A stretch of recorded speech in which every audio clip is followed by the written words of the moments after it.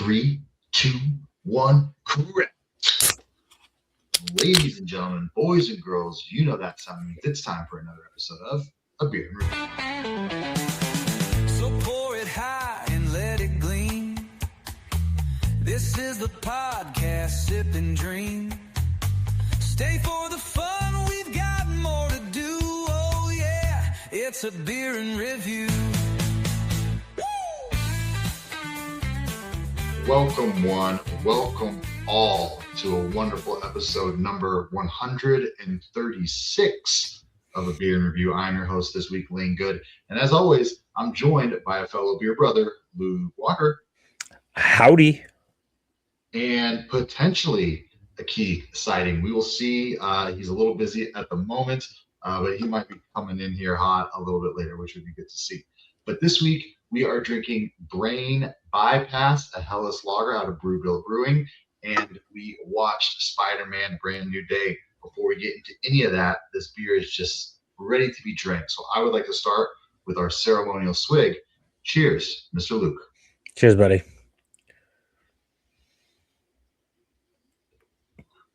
Ooh. Nice and light. Okay. A different kind of light. You know, Okay. So I'm excited to talk about that. Before we get into the episode, the beer, and the movie, I need to check in with you, my friend. Lucas, how are you? How have you been since our last recording?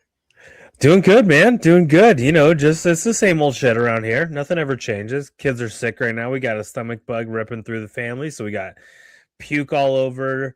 I changed my first diarrhea diaper today. That was fun. That was interesting. That seems like your first. That seems. This was the first true diarrhea in the diaper. You know, usually when they're in diapers, like I don't know, it's not. I don't know. They're very manageable poops, and this one was unmanageable. It was everywhere. It was a goddamn disaster. You love to see it. Nice little poop talk to start the episode. Oh yeah. We're talking poop on the episode today. But no, things are good, man. I got to play a little golf today. You know, just ripping through life per usual. I love to hear it. I had a great day as well. I went and floated the river, which is just my favorite thing to do in the whole world. Just cruising into the water, leaning back, having a beer. It's a great way to spend a couple hours. So I had a wonderful time floating the river. And that has been my week outside of watching movies. But I need to know, because it's been a while, what you watching, my friend? You know, I've had a pretty Marvel heavy week on the movie watching front. Obviously went to see this one in theaters. My wife is a huge Marvel fan. Like the Marvel movies are really the only movies outside of like a select few that she actually likes and will sit down and watch and like pay attention to. She probably, you know, she likes them, not even arguably, she likes them definitely more than I do.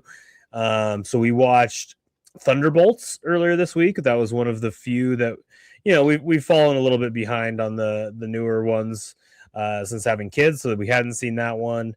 And then we also watched the Fantastic Four. So we are caught up completely now on the Marvel movies outside of one.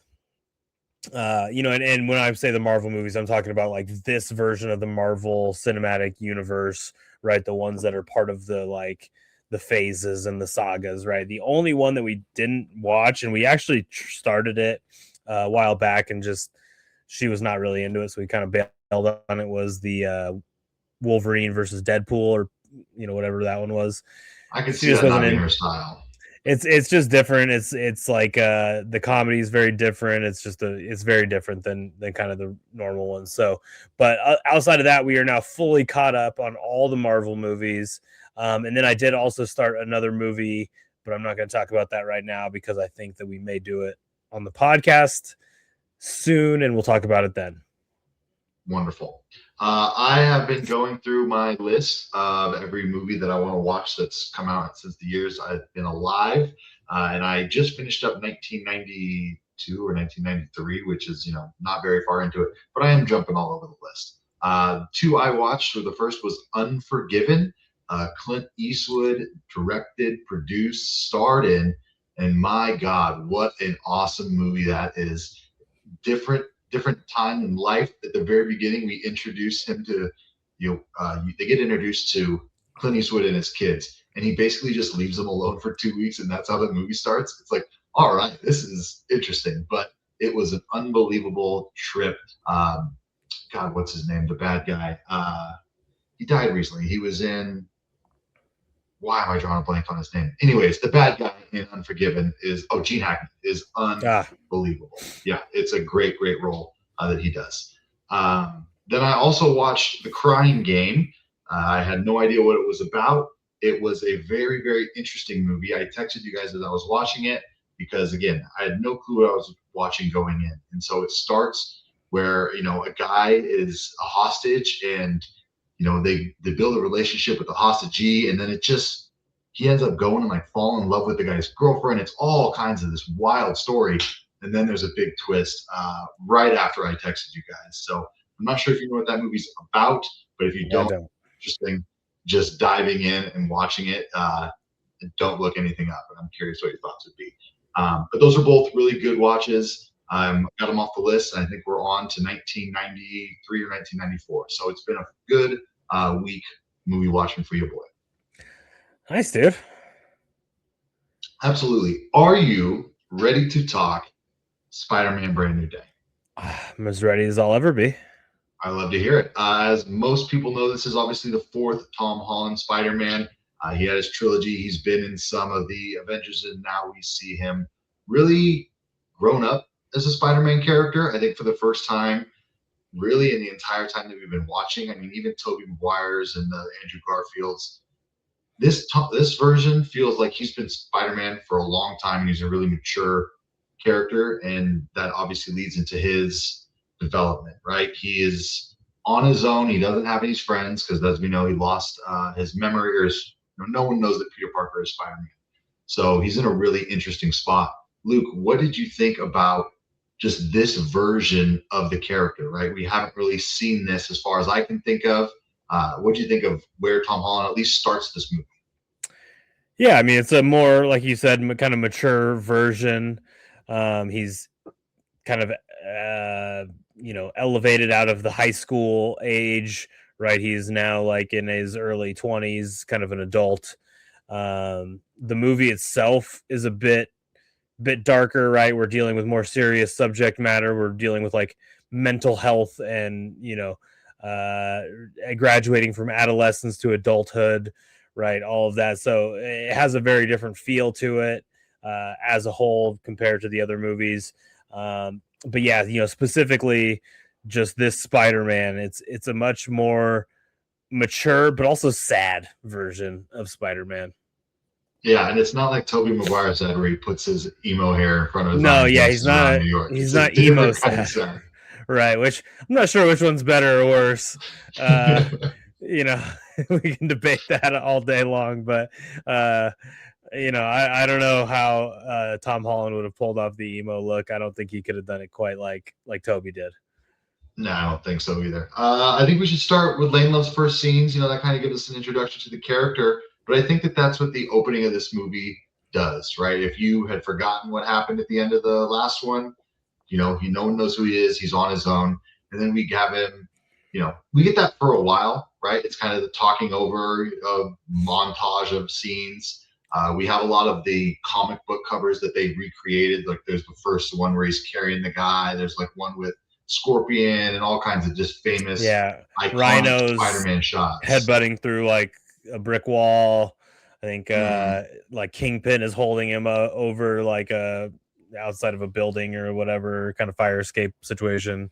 Yeah, and so that's a good way. Yeah, it's a good way to pay homage, but I just think it was fine. I think it wasn't anything too crazy. I don't think it took long to get into the action, but it also felt like it really ramped up instead of just jumping out with a bang. What did you think, Lucas, about the beginning? The first time getting Spider-Man's, we get a lot of like first person swing, and there's the shot of him like holding on to the, the web, and it's pretty sick, right? What did you think about that opening shot? Yeah, it's good. It's good, man. I think Spider-Man, it's not surprising that Spider-Man is such a popular superhero, like arguably the most popular, right? Like Yeah, I for would sure. say we could definitely argue that like if you just polled a random sampling of 100 people, like he would be the number one most popular like favorite superhero, right? And it's easy to understand why, because every shot of him is cool. He's Yeah. fucking swinging, he's shooting, he's doing cool shit. There were some cool like angles that they did in this opening scene of just like where how they were shooting it and how they were following him on the camera. So it was a cool opening, man. Like fuck, man. It throws you in. You're like, okay, we're in a Spider-Man movie, and that's never a bad time. Yeah, absolutely. So yeah, we have. Let's go into some of our characters. So think we need to know who we're talking about in this movie. Granted, for the most part, everyone's going to know who these people are, but we might as well just take a few minutes to talk about some of our favorites. So in order to determine that, usually we go 1 through 25. But Lucas, I'm feeling kind. I'm just going to go ahead and let you have the number one pick this week. What was your favorite character or the most draftable character here in Spider-Man: Brand New Day? Yeah. So funny enough, we the episode we did just prior to this was obviously the Odyssey. We have a lot of carryover in actors and actresses, right? We've got Tom Holland, we've got Zendaya, we've got John Barenthal. So pretty funny that we have back-to-back movies with those three folks. And I am going to go ahead and take one of those as my first pick. I'm going to take John Barenthal's Frank Castle, aka the Punisher. Mm-hmm. It was I thought it was interesting, and maybe I missed something, but I don't think I did. I think they just kind of assumed people would know, or maybe in the Punisher movies we saw it. I don't know.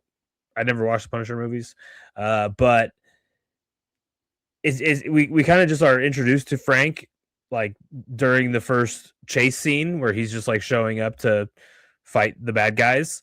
That's what superheroes do, right? There's a bunch of superheroes and they all just show up to fight baddies. And we quickly learn that him and Peter have like a prior relationship. There was an incident where Peter saved him right on Staten Island or whatever. But John Barenthal is and Frank, just such an awesome character, just a very hardened, kind of mad at the world, badass, just like doesn't give a fuck about anything type character. Every time we see him, he's just kind of pissed off, but he's also always doing the right thing, or at least what like he believes to be the right thing. He's clearly like a very damaged, emotionally damaged character, right? He's lost his family, and there was one scene in particular where he's like talking about how I think that Spider-Man says something about how he loves this or whatever, and he's like kind of basically saying, I don't fucking love this. Like this is a sentence that I am like going through. Like this, I have to do this. I don't enjoy it, even though he clearly You enjoys. can see in his face he enjoys Yeah, it. he enjoys it. But just a really fun character to have in the movie, The Punisher. So that'll be my first pick. Yeah, absolute amazing pick. He's just such a different character in the world of this MCU, right? It's a bunch of mystical superpowers, and this is just a badass dude with a ton of guns A and ton of gadgets. guns. So Yeah, guns it's and yeah. bombs and We'll yeah. obviously get into the fights a little bit later, but I agree that's a great number one pick. For me, I'm going to go with the Hulk. It's just great to see the Hulk actually Hulk the fuck out and smash things and be brutal. It is kind of crazy that he just got stuck in these webs like so easily, and there's apparently these webs are so strong. But still, it was really cool to see the Hulk be big as fuck, smashing dudes, smashing them into the fucking side of the building. Just all of it was so cool. Mark Ruffalo is hit or miss for me personally, but I really liked this Hulk just going crazy because I don't think we've seen it since Avengers 1 for the most part. Everything else he's been in an iron suit or unable to control his powers, or he's been goofy for a movie. Like this is awesome to finally get him back on track, and hopefully this actually leads to a solo Hulk movie where he can just be badass, even though you've seen a lot of that. Yeah, he was hulking out for sure. You also get the third pick. Absolutely. Well, I might as well just go Spider-Man. I mean, it'd be stupid not to. I do like this interpretation of the character. I think it's smart to grow with your audience. As this story's been around for so long and this character's been around for so long, but also make it age appropriate and fun for kids as well. So I think it did a good job of balancing those two things. And obviously, Spider-Man and the internal conflict of going full spider or full human or whatever that stupid bar graph was to even out the two sides of him. Yeah. I think it Arachnid. was, yeah, I think it was just Arachnid a hormones or fun some shit. Yeah, I don't know. some shit. Generally. And also we get, I don't know, we'll get to it later, but Spider-Man in this version, I have him, going balls to the wall, doing things that we've never seen him do before. We'll talk about the fight scene with the hand, but he's just launching webs everywhere. He gets his natural webs instead of the, mechanical webs, which is, we'll talk about that as well. But it's just a fun journey to go on with Mr. Spider-Man in this movie. All right, I will go with Jean Grey, played by Sadie. That is our primary antagonist, our primary bad guy in this movie, right? I will have some comments on my thoughts about her, just being the bad guy, the choice of her as the bad guy, but that choice was made, and so I will evaluate the character on its own merits. Pretty badass character, right? She's pretty dark. She's got some dark history, some dark past. But she's very sharp. She's very smart, and then she's got some pretty gangster powers, right? As far as bad guy powers go, one of the better ones, right? She can do this mind jumping thing. She basically is doing it like no one even knows who or what she is. And then we see, towards the end, obviously, the power that she actually can exhibit with basically shutting down the entire like city within a mile radius or whatever the hell it was. Pretty badass. So Jean Grey, also an X-Man, X-Woman, which I assume, actually, I think, I don't know. I think that she is, I think the X-Men is the next like phase of the MCU, right? I think they're going I to go hope into, so. I think so. I think after this next Avengers, the Doomsday one, I think that wraps up phase or saga number 2. And I think saga number 3 is an X-Men saga. I think. Okay. Which would be kind of dope. But anyways, I mean, so she's kind of one of our first introductions. There's been other X-Men characters, obviously, but one of our first introductions into the X-Men world. So pretty dope there.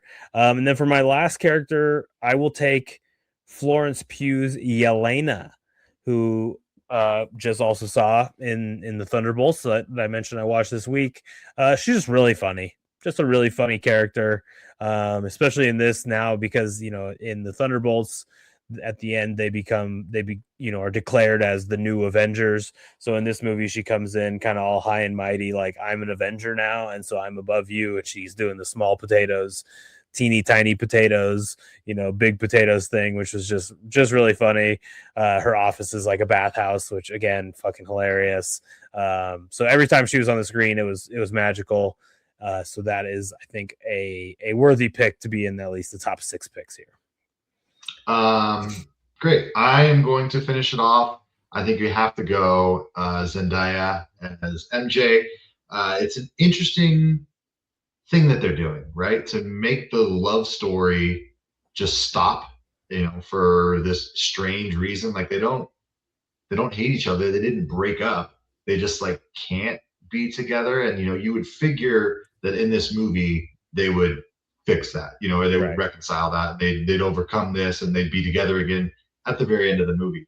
I liked that it didn't, right? It's gonna let this sit for a little bit. So maybe we get another 1 or 2. I don't know how many they plan on doing with Tom Holland, but I like that this character, didn't just go, well, sure, Prince Charming, come and sweep me off my feet. I don't remember this shit that you're talking about. So what makes you think that I would just jump back in and give up this life that I've been building at MIT on my own? So I really like that conflict that they kind of go through as a couple. I'm sure obviously it will work out at the end, but I did really like that version of MJ. Yeah, it's very tragic. It reminds me of Louis C.K. had a bit. It's a pretty old bit, but he was talking about divorce. And he's like, yeah, people will be like, oh, I'm so sorry to hear about that. He's like, no, divorce is awesome. It means, he's like, it's shit wall to wall, but it's better than what it was, right? Like, you don't get divorced because you were happy. He's like, that would be sad.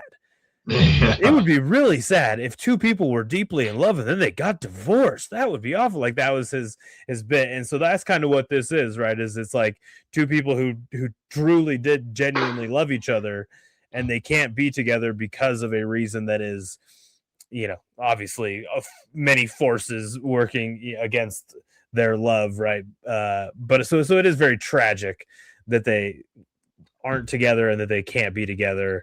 And then obviously, like, that is why Peter Parker is such a kind of sad version of himself in this movie. Yeah. I do think we need to shout out Tramwell Tillman, who was the bad guy, the dude from Severance. I don't know if you've seen that show, but you should definitely watch it. Okay. Yeah, we also got some Marissa Tomei, even though she's dead, so that was also fantastic. Yeah, it's always good to see her. Huh? Yeah, always good to see her face. And then we didn't shout out Jacob Batalon's Ned Leeds, obviously. He was fine in this one. They rattled on like the chin thing, and I kind of got that look. So when I was like, "Fuck this guy." Yeah, I mean he wasn't. Yeah, it wasn't a mind blowing character, but the character himself is fairly important for this version of Spider-Man. For sure. What do you think that you want to get into next? Do you want to talk fights, or do you want to talk? Well, I think that's I'm down to have that talk. I'll probably have to be you might have to prompt my memory on some of it, but kind of getting into that, I think I just want to talk Spider-Man, right? Like the mechanics of him, or kind of this was kind of the most Bruce Wayne-y, Batman-y version of Spider-Man. Did you kind of get that vibe? For sure. I think it's kind of him. Like we said, he's been in this shit for a while. So he's making all his own stuff. He's tinkering. He's very techy. Where all this money is coming from. So that was a question that I had.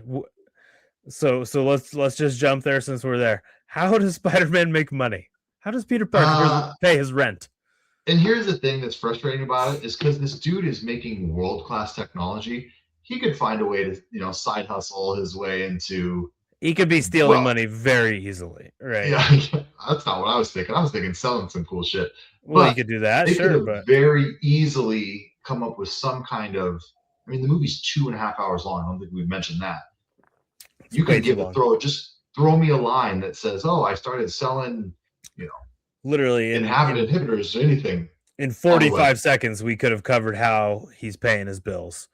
Yeah, because what he's doing is. Yeah, I mean, rent. He's running the whole Batcave, baby. Yeah, rent in Queens can't be cheap. His tech has got to be incredibly expensive. I mean, he's got like robots and all kinds of shit. And it's funny because, like I said, it's a very Bruce Wayne-y version of Spider-Man that we see. It's very tech heavy, but it's like Bruce Wayne's fortune makes sense, right? Wayne Enterprises is a very valuable company. Like, he's a billionaire. Like, he's this rich dude. I don't understand how Spidey's making any money here, and it bothered me throughout the movie. Yeah, he even had the line where he's talking to the cop and he's like, "You guys are professionals. I'm just a volunteer." It's like, okay, well, where's your money coming from? I do want to ask, while we're talking Spider-Man, let's talk suit.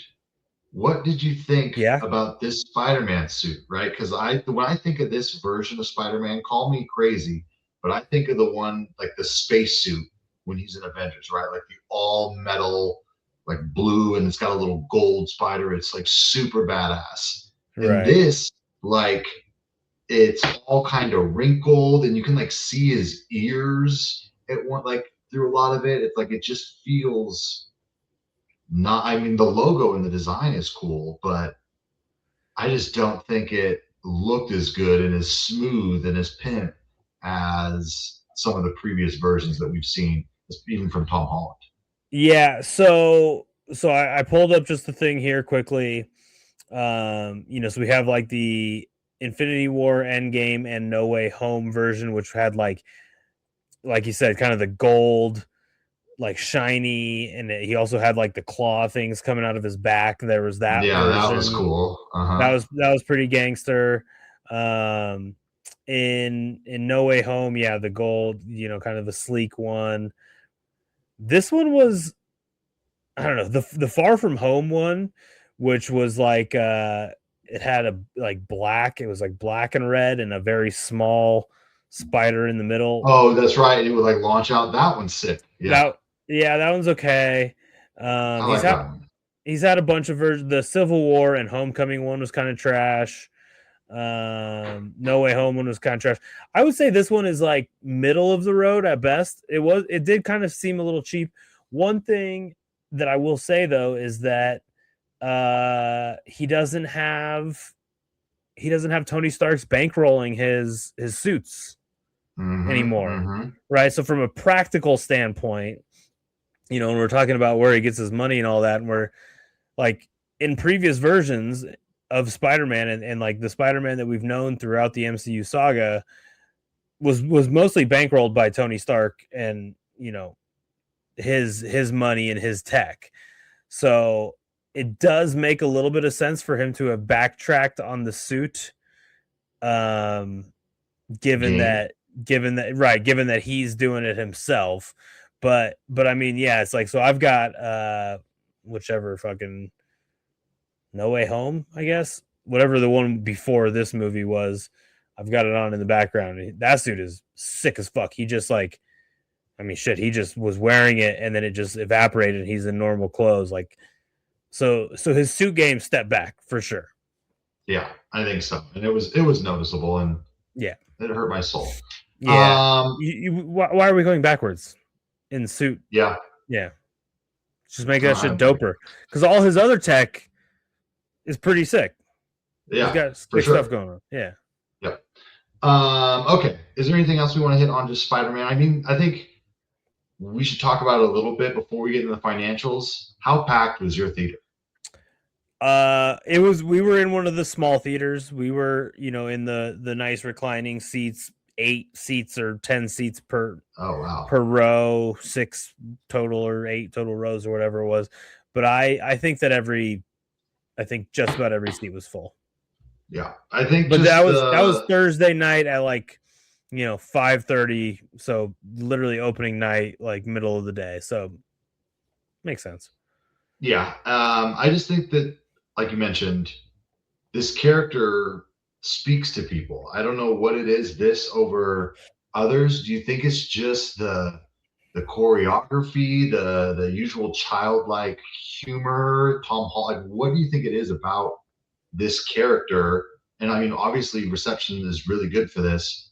Why do you think that he's bringing butts in the seats? Is it, what is it? Yeah, I mean, all of the Avenger or all of these Marvel MCU movies, I think, are super well attended. Right, people are just like, they're in. Right, they've been Yeah, I in mean, a for a lot of long people time. are kind of over. I mean, it's on the downward spot, Right, right. hopeful. I don't think some of these, like, Ant-Man and Wasp, Quantumania, and even Thunderbolts, and those kind of things, those aren't doing quite the numbers. But like when it's the main guys, right, the Iron Mans and the Thors and the obviously Spider-Man's, like, I think people are still in on these ones. But just as a broader, I don't know what it is about Spider-Man. I think maybe it's like a slightly more like relatable or attainable, right? Like he was just a normal guy who he got bit by a spider. And then right, it's like anybody can kind of see that happening to them, I think, right? Like you can't really envision yourself being Batman, Yeah, yeah, that's tough. right? Like there's a lot of trauma and then also just like nepotism wealth that you got to like imagine yourself coming into, right? You can't really see yourself being Thor. Like you can't really see yourself being, I guess maybe the Hulk kind of had a similar situation, but it's like, I don't know. I think that's very relatable. I think he's also the funniest character, Yeah, right? He's known, quickest and yeah, he's got the quips and the one-liners. And then I think it's just cool to watch him do shit, right? yeah, I think swinging and shooting webs is just cool to watch, and it's just, yeah, it's hard not to like it. yeah. I think this movie did do a good job of laying off the quips. I think that Marvel That's a should good have point. learned the lesson that I mean, it's called millennial cringe humor, like the, oh my God, he's right behind me, isn't he? You know, it's all that kind of cheap bullshit is a little overplayed. And so even though Spider-Man typically is a quippy character, I think they did a good job of taking a step back from that, especially considering the tone. We do have the one where he like stretches before the fight at the end at like damage control. So like it's still in there. You know, there's the part where Frank Castle's about to say motherfucker and he, hits him with the Right. web over his mouth. Like there is Yeah. still some silliness and goofiness to the character, but I am glad that they dialed it back quite a bit in this. He might have been. I think he's just too sad to be funny. I've been there, Spidey. Been It's a there. very sad character.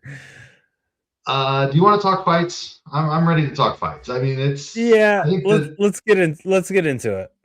okay. So I think that there are, I mean, some that we need to talk about that are just super badass. Obviously, in the previews and in the trailers, we knew that Spider-Man was gonna fight the Hulk, right? Yeah, We saw that Spider-Man was gonna fight the Hand, all the red ninja dudes. that was We tight. figured the Punisher would be involved at some point. We do get a Spider-Man Punisher Hulk fight. What did you think about those three specifically? Are the ones that I really, jumped out to me and stood out. Did you have one that you really enjoyed? The one that was maybe less exciting? What were your thoughts on those fights?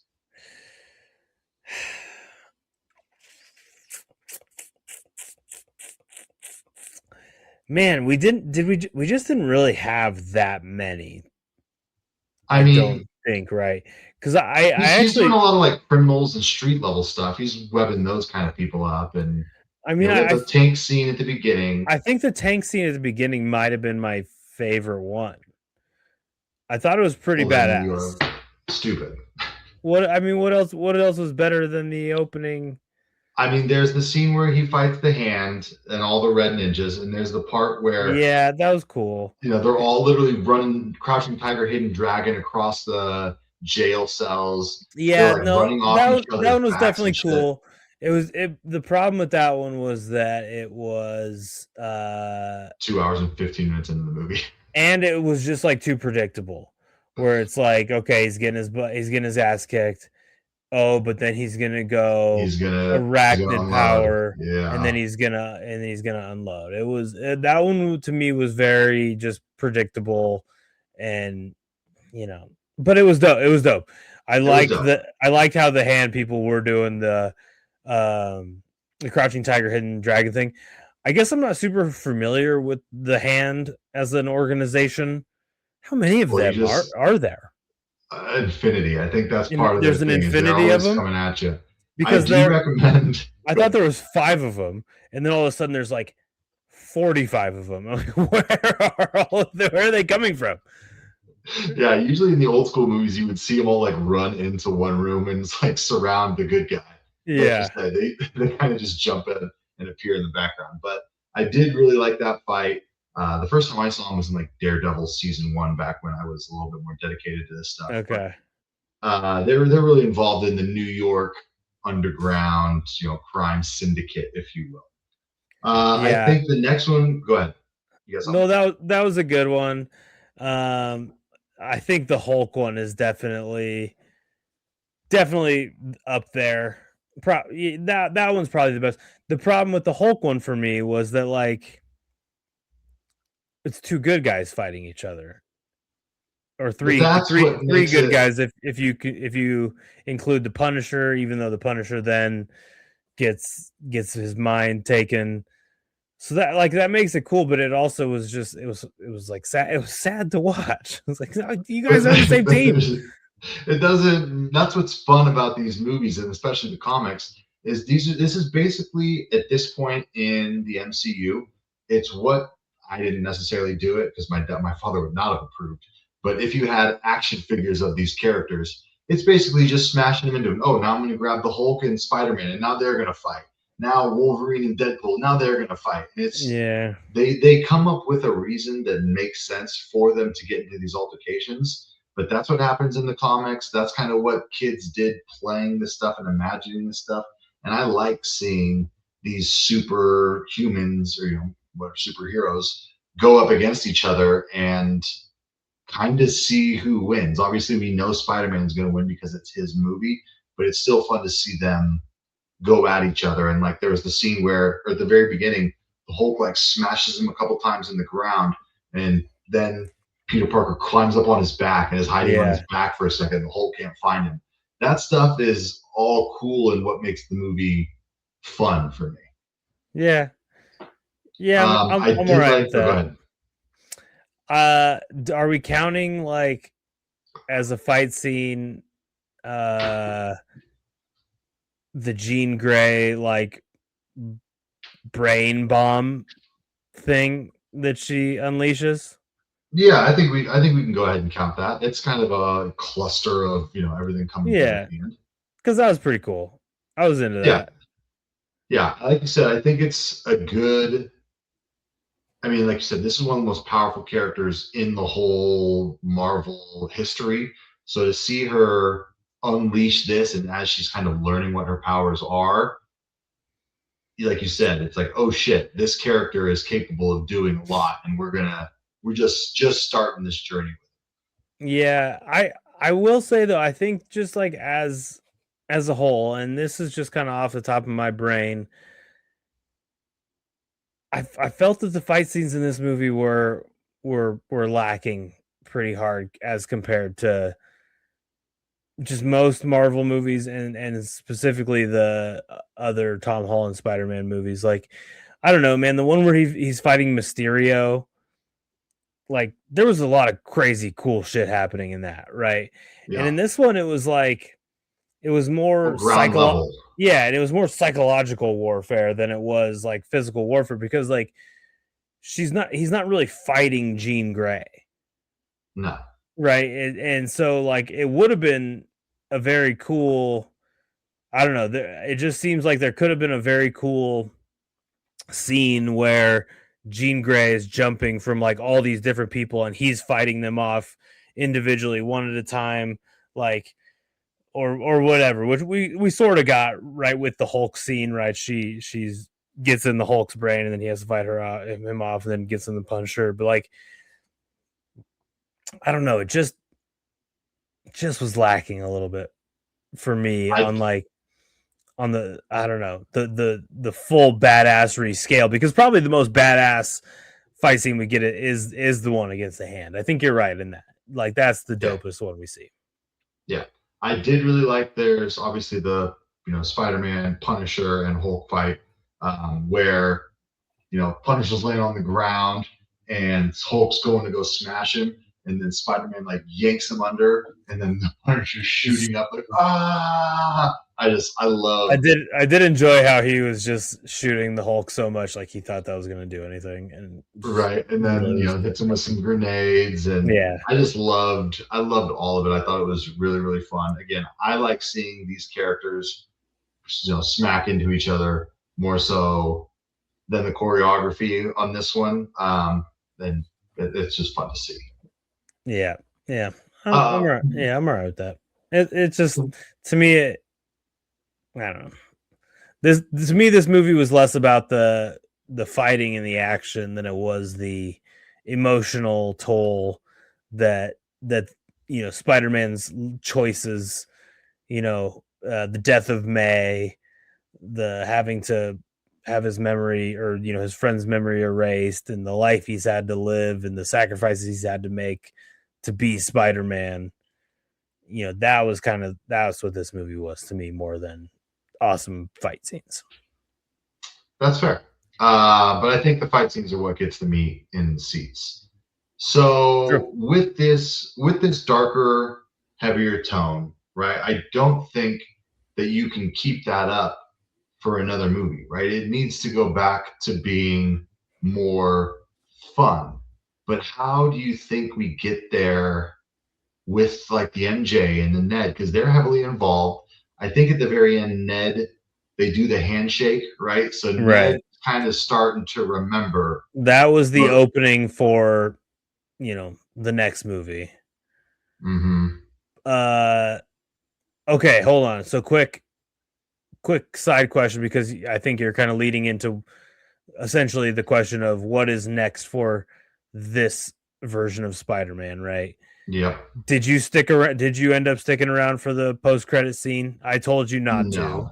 No, I got out of there as quickly as possible. I was the only one, but I got the Did fuck out of there. Have you looked it up, or do you know I what it just heard is? that it's like the Spider-Man tracker, and Yeah. it says that Spider-Man's in outer space. Yeah. So it was one of the worst, I think, post-credit scenes in the history of this whole fucking thing. And yeah, Yeah, it's basically because, Ned created the app that is the Spider-Man tracker thing. So we basically see this like pixelated video game screen, and it's the Spider-Man tracker, and it's like not found, not found, not found, whatever. And then it like zooms out of Earth, and then it finds Spider-Man somewhere in space. And then that's it. It was like maybe 30 seconds long. So I think probably that is because I think the next movie in the queue is the Avengers Doomsday movie. I think so. So I assume that was just like basically saying that Spider-Man's going to be part of the Avengers movie, and that movie's going to take place in space.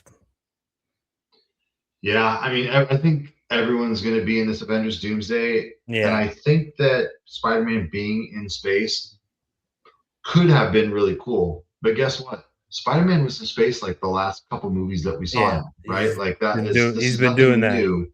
Yeah, and so I Yeah. don't know why that's supposed to be this big, unique, wild thing. Show me, oh, Daredevil, or Deadpool is in space. Like, okay, that's at least someone who hasn't been in space before. Like, I just Or think give we, us any sort of like just a teaser into fucking Dr. Von Doom, yeah, this Victor huge Von Doom. antagonist that we've never heard of before. Right, exactly. So I don't know.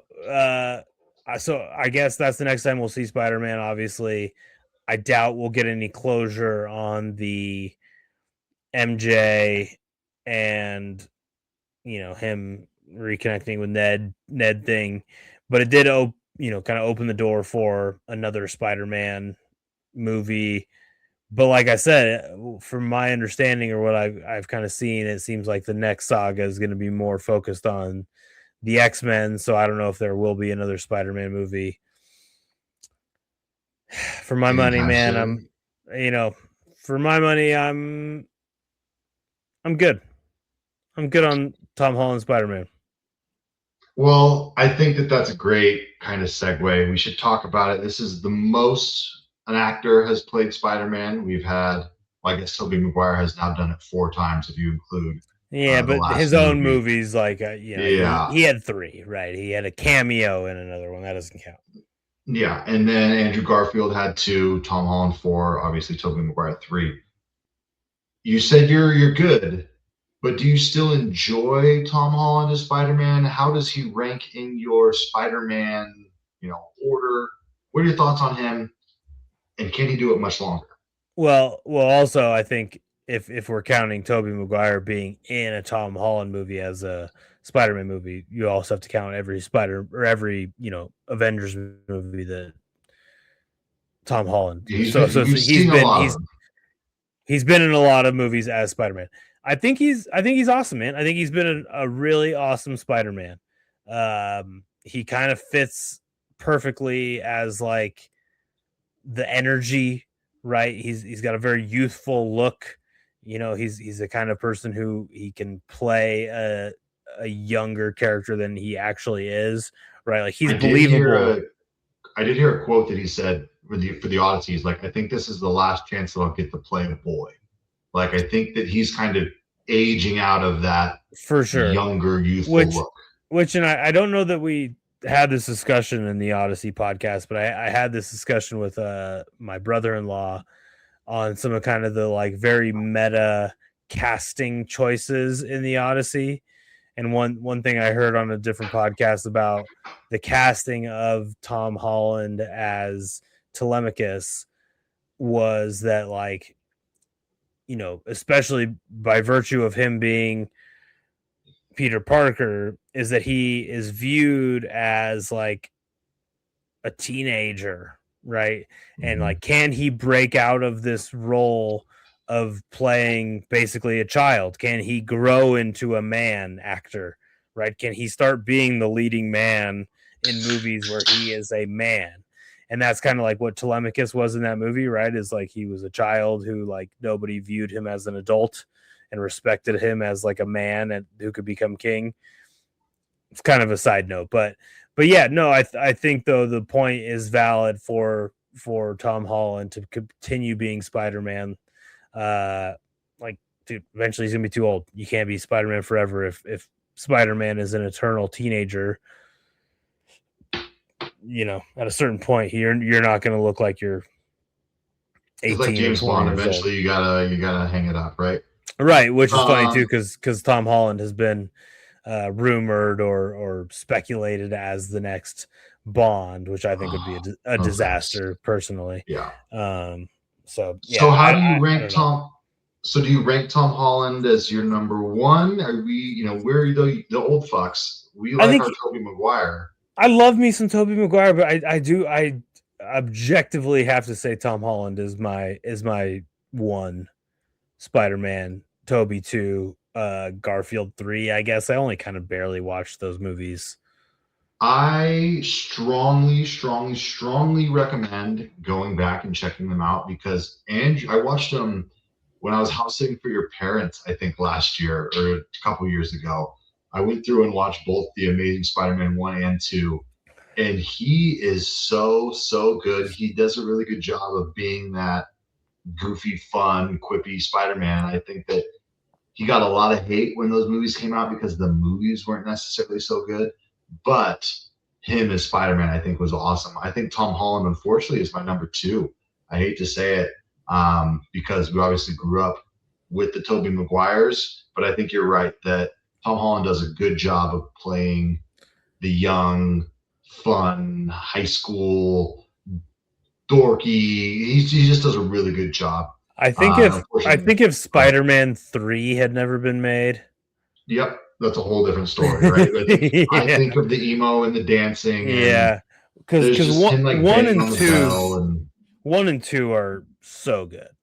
mhm. Really really good movies. But part of Especially me wants to go back and especially two. 2 is Um, 2 is really fucking good too. yeah, I remember when Yeah. one came out, it was like a big thing. You couldn't get tickets for a long time, It definitely changed.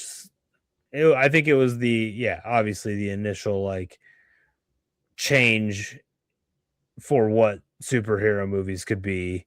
Then because like X Men, I think might have come out before, yeah, maybe, but I don't think it yeah, had the pump that right. the Spider Man did. I think the first Spider-Man really changed shit, and then Iron Man and obviously the Nolan's Batman trilogy. Those were just like, oh Huge shit, we're flaws. gonna do this way different. Like we can make superhero movies as adult movies that also kids can also see, but really they're adult movies. Like, Yeah. yeah, I do want to ask a little bit about the bad guy because you keep mentioning Jean Grey as being the bad guy and being the main villain. They don't really fight. I do agree. Obviously, she's the one that's causing a ruckus, if you will. But I do think that there's a case. she was out there misbehaving.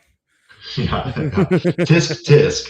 I do think there's a case that this Department of Damage Control is the main villain, right? Or they're at Yeah, least I guess you could make that case. Sure. the part of the reason that Jean Grey at least is the way that she is, right? Is because she lost her sister. They tortured her and killed her because she was different.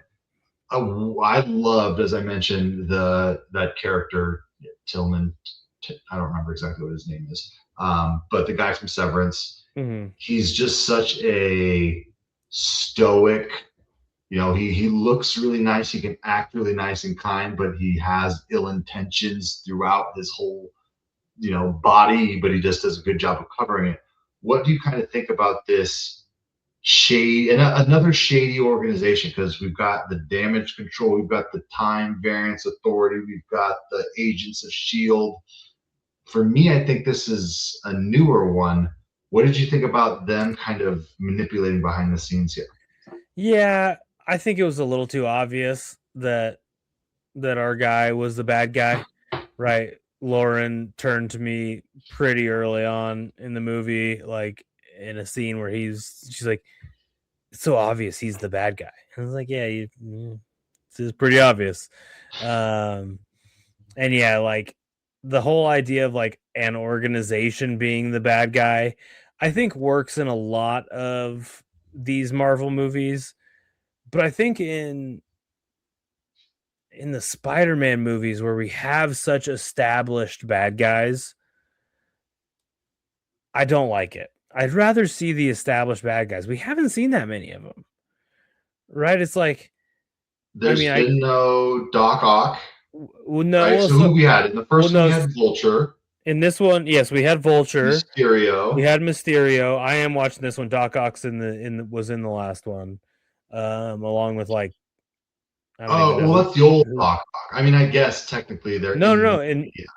in yeah, no, but in whatever this movie is, that it was the third Tom Holland Spider-Man that I have on my Yeah, TV right now. but that's the one from the Toby. That's the Doc Ock from Oh, Toby right, Maguire. right, right, right, right. Totally. Yes, it is. You're right. So they Um, don't have like a.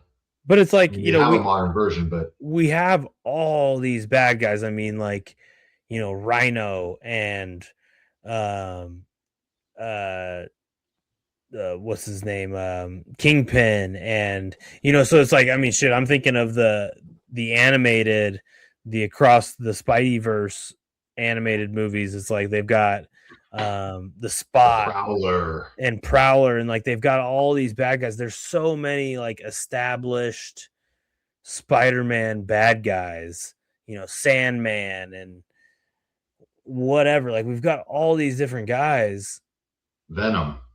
that What are we doing? Carnage. What are we we doing? we have a whole Venom that is played by one of the goddamn like premier A-list actors on the planet right now, doing his own Venom movies, and we somehow haven't merged these two. It's crazy to me. It's So all property ownership. I you, don't know. They just won't play ball. I know, but it's just crazy. So I don't know. It's a bummer. I thought that to use basically, yeah, an organization and an X-Men character as the bad guys of this movie was incredibly disappointing. I could see that. I think we should just mention Jean Grey. She ends the movie after she gets her revenge on Damage Control, I believe. I think she jacks up our guy, Tillman. She jacks But up everybody pretty good. yeah, but she gets on a bus and she's just leaving the city. A lot of the chit chat online is that she could be going to Xavier's School for the Gifted Youth and officially starting her X-Men journey. Yep, I think Do that you is true. you like that for the character? I think that's where it's got to be going. Like I said, I can't remember what I was even looking at or what I saw, but it does seem like, yes, the next saga of the MCU is going to be X-Men based. So that would certainly make sense, is that's where she's on her way to. And I don't know, man, it's going to be weird because it's like we've seen all these different X-Men characters, in different places and whatever. It's like, are the actors going to be the same as? It would be weird if we had like overlap in actors from I the think X-Men movies that we just saw, 20 years ago or whatever. I think they're Like, all going to be in this new one, right? We know Patrick Stewart's in this. We know Ian McKellen's in this Doomsday. I think basically all those old fuckers are going to get wiped out. I think this is a movie to clear the slate, and then we'll have your X-Men saga that you mentioned, and then we'll get whatever it is. Secret War is the next one, and we'll have all the youthful X-Men. We'll have all that stuff, and we'll get rid of all of these old fuckers. We'll have them get their chance now. They can, pay their respects to the characters, have them fight this big badass character, have a ton of emotional moments where we do get to say our goodbyes for the fourth time, and then we'll go into the new group. We'll have a Yeah. new Professor X and Magneto and all that stuff. Yeah, I'm into it. X-Men's cool. I'm always down for some X-Men. Yeah. So I think we should just talk about the MCU just a little bit before we kind of close up here. I've been not out, I these movies still at least gain interest, but I can't tell you the last one that I saw. I didn't see Quantumanium. I think the last one I saw was Multiverse of Madness. I didn't see Thor 3 or 4, The Love and Thunder. I didn't see that one. It was okay. There's a lot that I missed in there, but I think that I think they're struggling to kind of find their footing. But I think if you can hit, obviously this one's going to be hit out of the park as we're going to talk and budget and the financials. If they can hit Doomsday out of the park, I think there's a chance that they can start building momentum. But I think Doomsday is going to be tough. They did just release the trailer recently, and a lot of the people that I heard talking about it at work were like, I don't really care. Like I don't have that emotional investment. I think I'm kind of out. I'm curious, Luke, you say you watch all the movies with your wife, or are you, and she likes them more than you do, but are you excited for Doomsday? Like, are you in? I mean, I'm definitely gonna watch it. We'll probably go in theaters opening weekend, and it'll be cool. And contribute to the machine. Here's the thing: is that I like the Marvel movies. They're not. I feel the way about these Marvel movies, basically as what Martin Scorsese said about them. Right? He was talking about it. This was years ago, and he basically equated the Marvel movies to theme parks. Right? It's a and that's a good way of thinking about it, right? They're these spectacles, but they're not like true films, like movies in the way that I like to enjoy movies, and the way I think about movies, and what I personally like the most in a movie, right? These are they're theme parks, man, and they're fun. They're cool. They're awesome to look at. It's all CGI, and it's a bunch of A-list actors and just like cool shit to look at. And so I will watch, the new Avengers. It is interesting though, because they have backed themselves into this corner where the characters who are going to make up, the movie are not the ones that they were building, right? Like they built towards Avengers Endgame for whatever 15 years or whatever it was, right? And so now it's like this Avengers movie is going to be the Thunderbolts, who aren't. It's not like Yelena and the Red Star or whatever the fuck his name is, and the number 3 Captain America. That's not Iron Man and Hulk and Thor and Captain America and like the main guys, right? And so it's this new one's going to be the Thunderbolts. It's going to be the Fantastic Four, which the Fantastic Four movie's fucking rips. It's a good one. It's one of the better ones. But it's going to be kind of it's basically the B team Avengers, right? And so I can definitely see why people wouldn't be as excited. I still think it'll be cool. I don't really understand why Robert Downey Jr. is Doctor Doom. Maybe that'll be addressed. Maybe that'll be explained. Maybe they'll just not address it at all. It's very odd to me. But like, here's the thing, man. There's been like 25 fucking MCU movies, like pretty much all the same thing to me. Yeah, I think that's fair. I think you're just picking and choosing which characters you like, right? Yeah. And then they all come together, and those are the big cultural moments where it almost feels like you have to go. I mean, I remember going to see Infinity War. I remember going to see Endgame, in theaters, and I remember who I was with, and it's a cultural moment. I'm excited for the one coming up.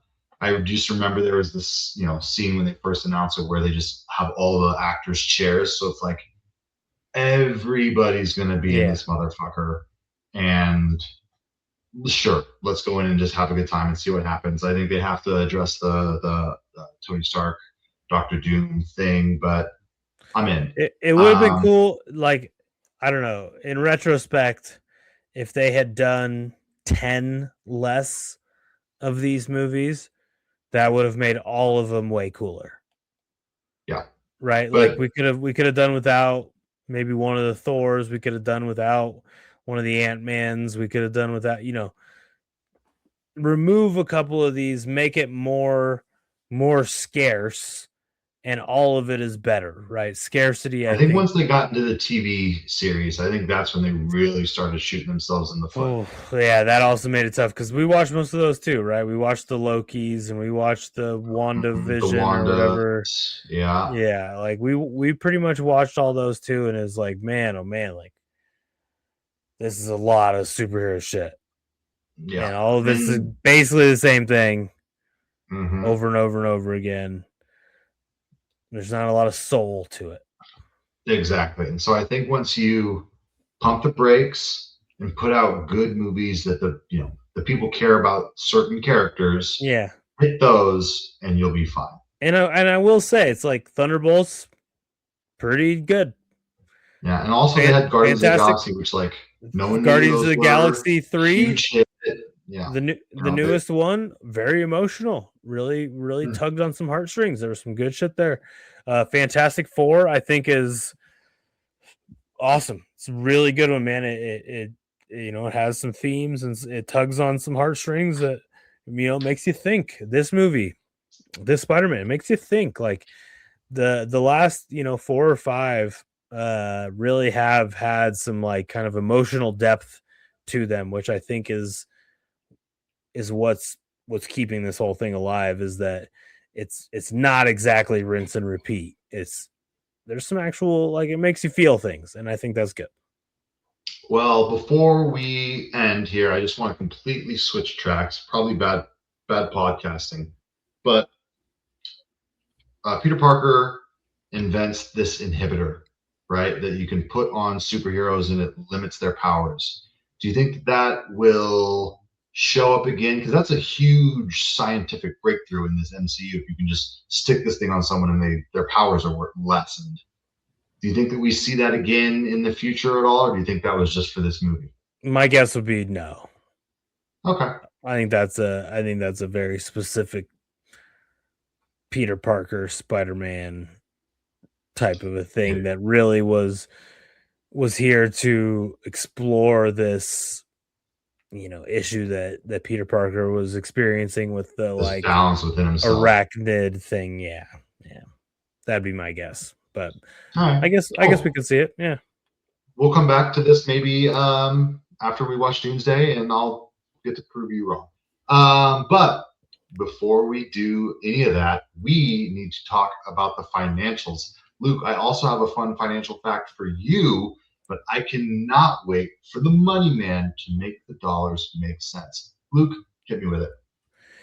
Yeah, we're pretty new in this. This movie just came out 2 days ago, so we aren't going to have full numbers here, but we'll do our best here. And we did have a funny, not a funny. We just I don't think anything about it was funny, but we did have a discussion in our group chat about what movies would be the biggest, right? And I had mentioned, it's like, okay, well, Odyssey is clearly the biggest movie out right now, and you made the point that Spider-Man Brand New Day would, box office wise, be a much bigger movie. So that's going to be kind of an interesting thing to track over the next couple weeks, because these movies are obviously now going head to head.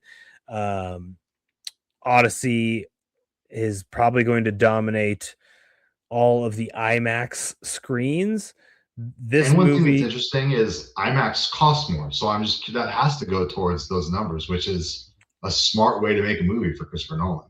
sure, totally. There's also like some sort of an IMAX element to Spider-Man. I don't. It wasn't shot in IMAX like by IMAX cameras though, so it's like it's kind of like a I don't know I saw some it in XD, whatever that is. yeah I don't know what that is, and but I saw something that it was like it's basically like been adapted for IMAX, but that's Hmm. not the same thing as like a movie that was shot in IMAX that is like supposed to be shown in IMAX. So I think from what I can tell, all of the IMAX theaters in the country have basically said like, no, we're only showing Odyssey in IMAX, Honestly. not Oh yeah. Spider-Man. Anyway, so getting to this movie specifically, there's no super hard and fast budget number that I've seen. We have kind of an estimate of about 200 to 220 million. Some estimates up to like 275 million, so a super high budget. We just did Odyssey, obviously, and that was like a $250 million budget. So this is a very comparable budget, maybe slightly higher as far as just the production budget, right? And these numbers we talk about here don't account like the marketing budget, but let's call it like I don't know 225 million. It's the most expensive of the Spider-Man movies, the Tom Holland one so far. The numbers we have right now, you know, I think we're trending under. I think we're trending under. And obviously, this is only taking into account like 2 days worth of movies and box office, and this is going to be much bigger after today and tomorrow. But we're up to $168 million on the budget. Or excuse On me, on the the box box office. office. $168 million box office. So by the end of the weekend, this will have made up its production budget. I think I think we'll be pretty close to that 250 million by the end of like today. And then once we get into like next week, we'll kind of see where we're at. I don't know, man. I think I don't think this movie is gonna quite do what it was projected. When I looked up like the projections, um I can't remember the exact numbers, but this movie was expected to do like in the some number of billions, you know, and it might get there. Who knows? But the opening weekend in the United States and Canada for the Odyssey was like 125 million. So this is going to probably top the Odyssey box office wise, but it's sort of closer than I think was anticipated. But it's Well, it's didn't doing you just say really it's at 170 through 2 days? So it's already beat it. but that's worldwide. We don't have the domestic just US numbers yet. So it's Okay. yeah, because the Odyssey just US was 125 opening weekend. Um and we only have worldwide numbers for Spider-Man so far. Well, I am going to push back here a little bit, Lucas, because I did hear a stat on the internet, which you can always trust. I actually was on a YouTube video, which you can trust even more. But this guy, I believe, is legit. He did say that the Spider-Man Brand New Day broke the record for the most money made on an opening Thursday. Granted, they keep Hmm. releasing these movies earlier and earlier and earlier. It's like Yeah. usually movies released at like midnight on a Thursday, and Yeah, you so said you that's the saw it at thing is 5 or whatever. that's the thing is I don't know how that's not necessarily an apples to apples comparison because yeah, like you said, it's like I think that you and I probably saw I'm almost certain we saw like The Dark Knight on midnight on a Thursday, right? And Yeah, that was the very first showing. There was one showing on Thursday, and at like midnight. Yeah, there was 25 showings on Thursday for Spider-Man, right? So yeah, it's a little bit different. for sure. But the So numbers that so I I so heard, I fully trust that that is a true fact. but Yeah, it's not an apples to apples comparison to most movies. for sure. But what they did compare was the Odyssey and Spider-Man. And again, I saw this on a video. Who knows how true it is? But it said that Spider-Man made $72 million on its opening Thursday, and the Odyssey made 17 million.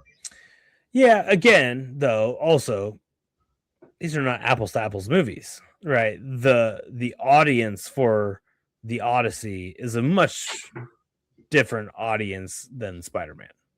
Yeah, I just think that Spider-Man is about to. This might be one of the best selling movies of all. Like I think this will might be top 10 of all time as It's far very, as money brought in. it's very possible. It's very possible. I think we've chronicled recently that you know going to see movies in movie theaters is back, right? People are going to Yeah, movie theaters, so absolutely. that's helping compared to movies over the last 5 to 10 years. Um, and like I said, just the audience for a Spider-Man movie is much different, right? This is a PG-13 movie, I think.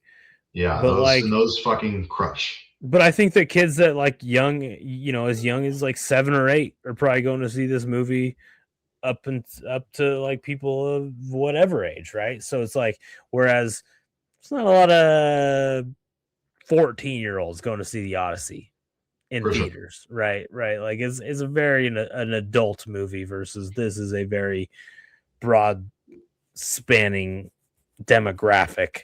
So it makes perfect sense that this movie would be beating the Odyssey box office wise. Wait till Oscar season. Right.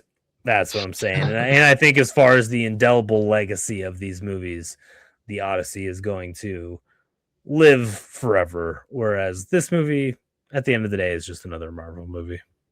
Yeah, it's just gonna. Yeah, it's just there. It's all these movies are there to make money, and Yeah. they're doing that wonderfully. You want to talk beer for a little bit? Let's talk beer, dude. Let's take it into the beer corner to our local beer enthusiast, the expert. Take it, take us into the brain bypass. Bypass my I would brain, love will to. you? I think this is very obvious why we chose the beer this week. Brain bypass. It's basically Jean Grey's powers. Yeah. So even though I purchased another beer before buying this one, I realized we'd already drank it. So I went and did a second pass. Brain bypass was an absolute perfect choice this week. We have done Brew Built Brewing in the history of this podcast, so I won't dive too much into their history, but I'd love to talk about this beer specifically. This is a Helles lager, and I'm going to go ahead and read the excerpt from Austin. Do you remember the last time we did a Helles lager? I think it was Jester's Privilege, if I remember correctly. Well, the last time we did a Helles was. Oh, I was thinking this. Sorry, this brewery. Yeah, I don't remember the last time we did a Helles. Well, you got to go back to like several days ago. Now that's too far from me. Yeah, we did one for the Odyssey. Oh, obviously it was a hell.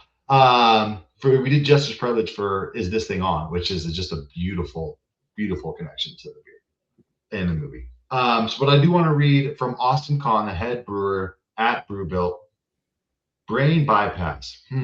Forgive us for having a ponder. Stylistically brewed as a nod to the Bavarian darling Helles. Light, you say? Indeed. That's why I like pouring the beers into a glass, because you actually get to see the characteristics of the beer. This is a light beer, though not in the tradition and oft negative American connotation of light. Low calorie, watery flavor impressions, usage of low quality adjuncts. I don't know what that word is. Nay, this is rendition of light is the essence of radiance, a beam of sunshine, a heartfelt ballad celebrating the potential of malt in all of its glory. Golden, if you will. Mashed with a blend,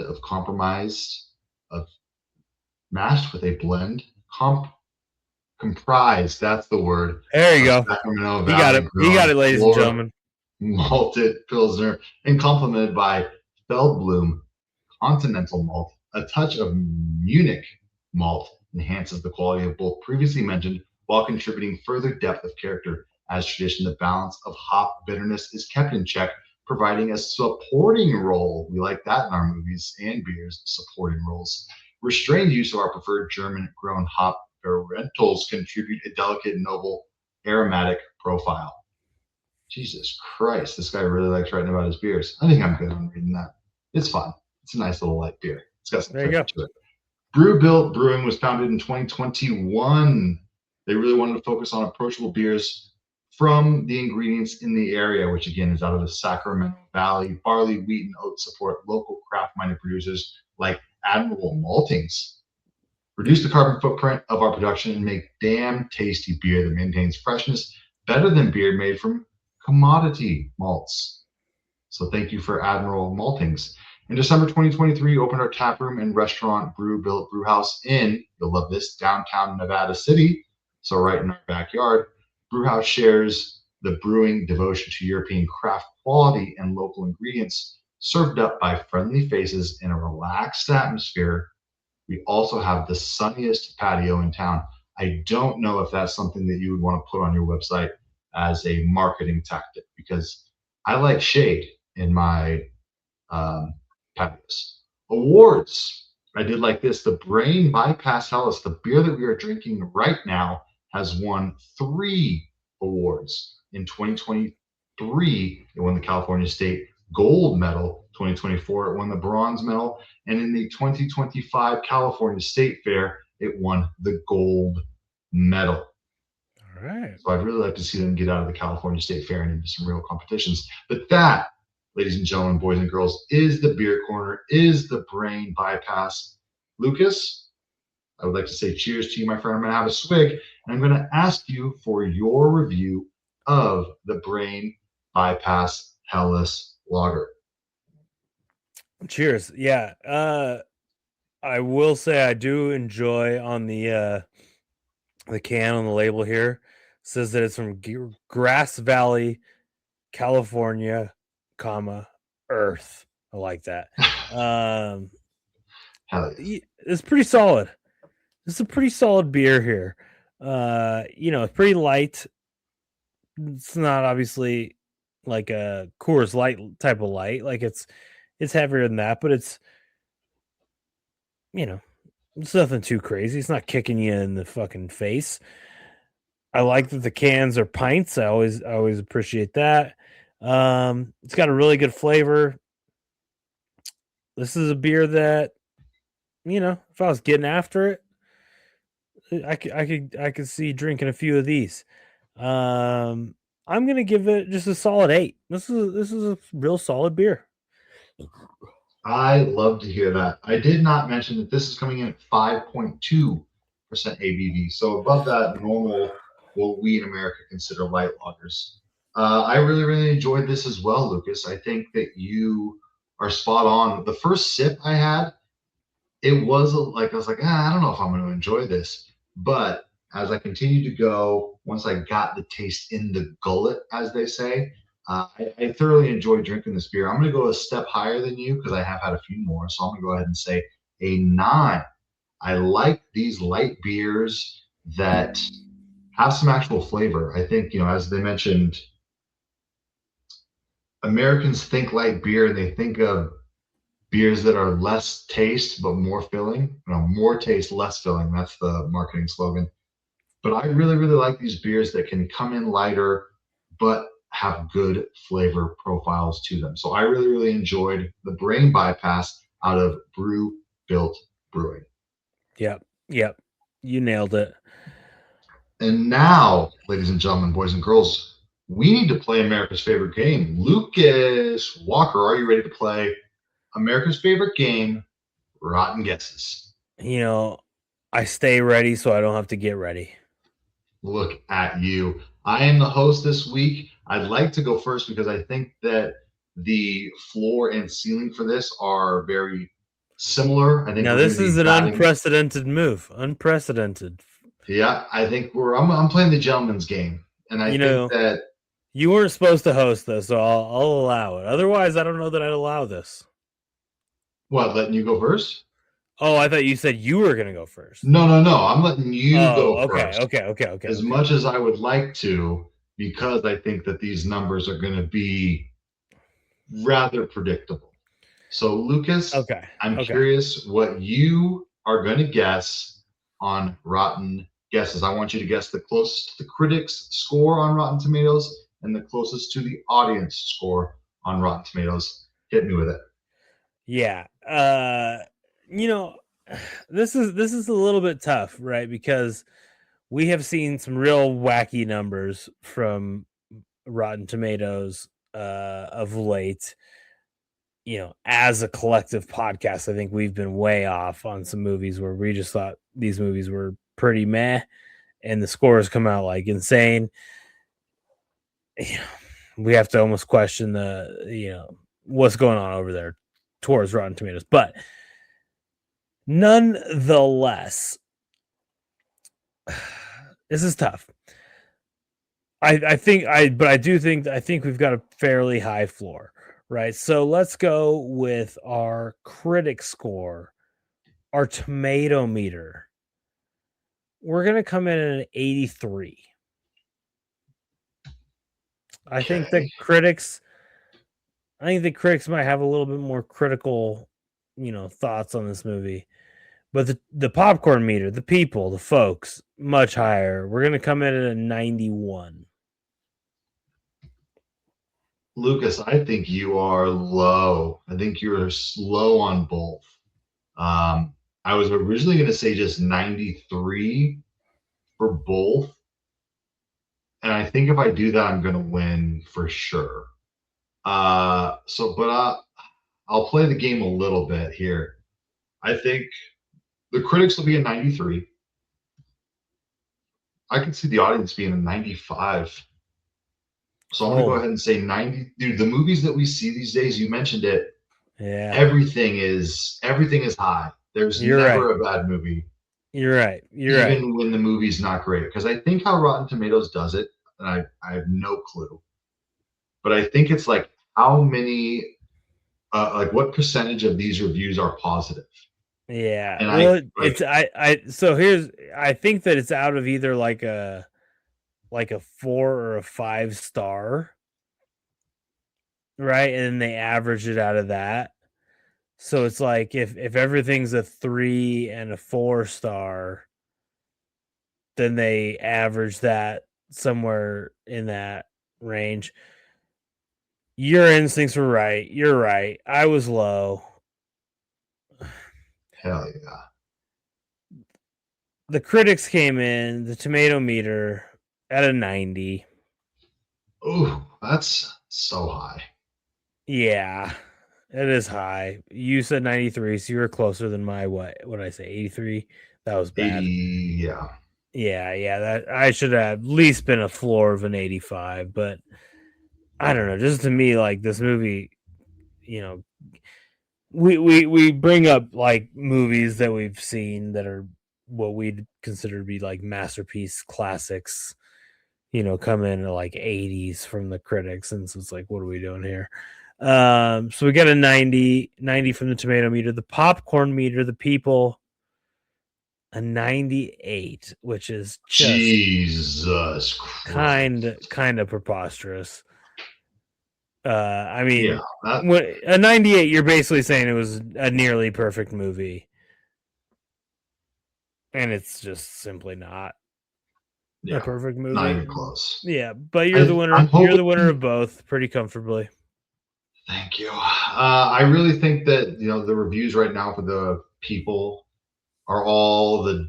I don't want to say dorks because like I don't really give a fuck about Spider-Man that much. But I went on Thursday night. You don't really give a fuck, but you went on Thursday night.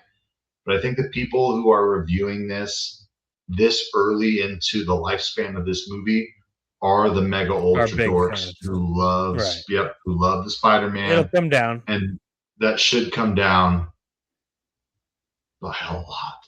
But Yeah, but that's people not the do game. not listen. Yet that's not the game. People do not listen to this podcast for our rotten guesses. They listen to this podcast to know our thoughts on the hottest movies out. Lucas, this is the hottest movie out right now this week. And I want to know what your thoughts are on Spider-Man Brand New Day. Yeah, I will say the only reason we went and saw it Thursday night was because my mother recently offered to watch our children on Thursday nights so that my wife and I could try to have date nights. That's Um, sick. and so it just so happened to work out that we could go on a Thursday night. Uh, this movie was fine. It was fine, man. It's cool. I liked it. It was fun. Enjoyed my time with it. It was easily 15 to 20 minutes too long. It was Easily. mostly just another Marvel movie. Like there was some really cool shit. There was a bunch of shit I could have done without. Uh it's the Tom Holland Spider-Man movie, man. It's probably one of the better of I would say it's maybe the We should have ranked them. we should have. We should have, but I haven't watched the other ones. I've only ever watched the other ones once each, and they were years and years ago. Like the first one I think was like 2017. So Yeah, he's been he's he's been doing it been for a while. he's been Spider-Man for like 10 years. Um so I don't know that my ranking would have been super reliable, but just off the top of my head, this has got to be either the first or second best. Right? This is in the top two. It was cool. I'm gonna give it a 7.8. 7-8 for Mr. Lucas. Yeah, it's cool. Yeah, I know we disagreed heavily by zero point 0.8 points last week, and it was just the end of the world. But I think this week we're going to be a lot more similar. And I think that you're right that this movie was fun to watch. I think that this movie was another run of the mill. If I were to rank them, I would probably go 1, 4, 3, 2. I think the first going of when these movies come back around is always so fun. I think of Star Wars Episode 7, The Force Awakens. That was just a cultural moment. It was so fun to go be a part of that. I think of the first Tom Holland movie and how that was so exciting that this was happening with a new actor. And I just love the scene with uh, the Vulture being MJ's dad, which the scene where they open the door at prom night, that's fun, but that has Yeah. never come back up again. But it's just it's fun to be in this world and smash the action figures together. I think I'll just match you, man. I think a 7-8. It was good. It was a really good movie. It was a fun time. It was too long. I don't know if we need another one like this, but when I was watching the movie in the theaters, it was a fun time, and I'm glad I went and saw it and was part of the conversation. It was a really fun movie. Yeah. Well, I think that's it. I think that's a podcast. I think we absolutely nailed it. We've got, as you mentioned, a lot of hot movies coming up soon. Now that we're at the end of the podcast, Luke, and if the people are listening this long, I think we should just give them this. What's the movie that you watched that we might be reviewing here shortly? That was the Masters of the Universe. Oh, did you finish it? I have not finished it. I'm about halfway. Okay, I have finished it. I would like to discuss it with you and hopefully Keith. He did not get to stop in this episode, but we'll have to get his review at some point. And ladies and gentlemen, boys and girls, that is episode 136 of A Beer Review. Thank you so much for joining us. Luke, thank you so much for joining me. And I will see you next week on A Beer Review. Cheers. Cheers, buddy.